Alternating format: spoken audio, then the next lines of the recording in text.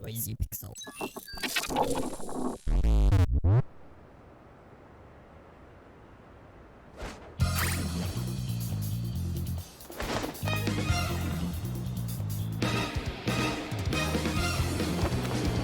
気をつけろジョーカー、下から来るぞ。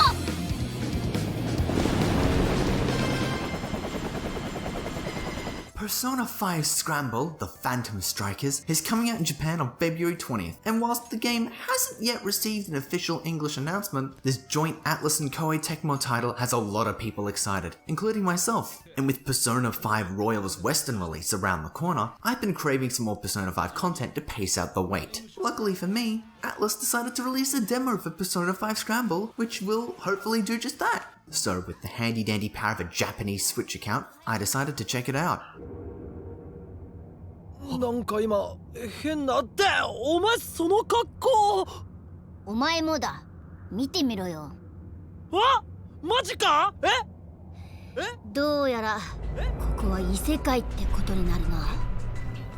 Persona 5 Scramble takes place 6 months after the conclusion of the original game, with our insert name here protagonist, also known as the Phantom Thief Joker, has returned to Tokyo for a summer vacation with his friends. However, given that this is a video game, that's not going to be the case for long, as a new threat decides to take hold. The demo covers the opening hour of the game, but I don't feel the need to get into the story. I'll wait until the English release to give the narrative a proper critique, as my Japanese knowledge would be a disservice to you and the writers. Persona 5 Scramble is developed by the Omega Force division of Koei Tecmo, which implies the title is going to be a Musou game, a sort of hack and slash subgenre that the Omega Force group is known for with their Dynasty Warriors titles. However, according to development interviews, this was only the origin point of the company collaboration, as it became fleshed out into a full action RPG and a sequel to Persona 5. This does show in the gameplay, as someone who has spent even a short amount of time with the Warriors game will be able to pick up the basics immediately. In the Switch version, your basic combo comes from the Y button. Pressing the X button at any point will halt the combo earlier,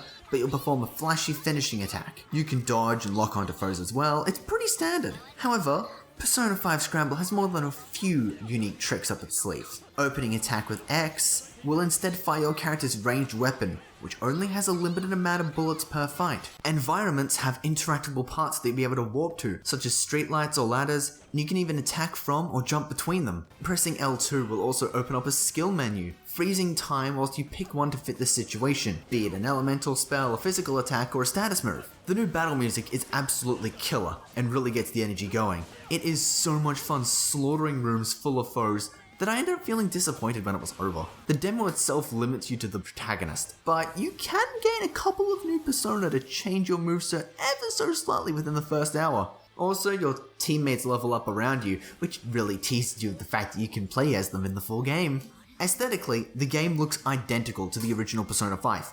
Even on the Switch, with the new flashy menu sequences and free roaming sections. Seriously, I spent a substantial amount of time just gazing at the menus. You can alter the difficulty from the get-go, and there are some limited graphics options, should you want the game to look that slight bit better at the cost of a few frames.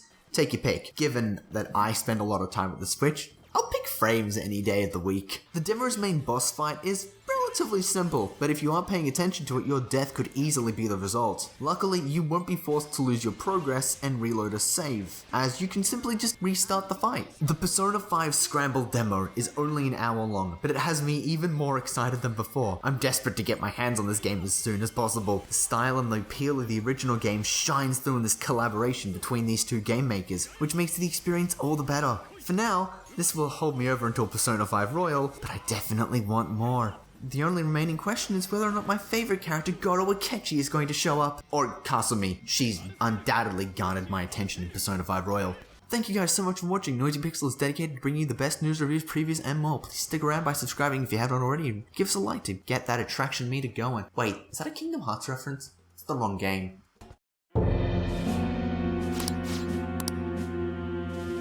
願いが奪えない？ほー、君ちょっとかっこいいね。ねえ、名前はなんていうの？